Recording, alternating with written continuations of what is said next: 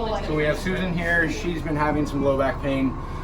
It's been radiating right in the middle of her low back, and nothing's really been helping. So we're gonna put the GVL Laser on here.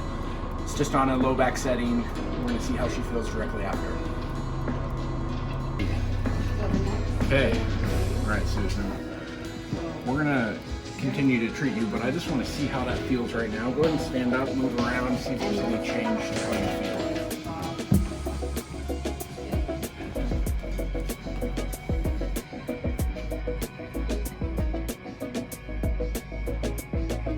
It's better. It's still a little bit, but not like it was. Yeah, I remember when I was first just Yeah. touching it, it was you kind of jumped at me, Yeah. and it's not nearly. No, as it's not intense. nearly like yeah. Like I couldn't barely even touch it. Yeah.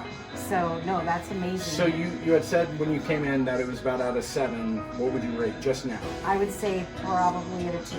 That's phenomenal. Yes. That's huge. Yes. Yes, That's it just is. light. That's amazing because I've been literally in pain for over I a know. week. And you said pain meds didn't touch it. Didn't touch it. Nothing.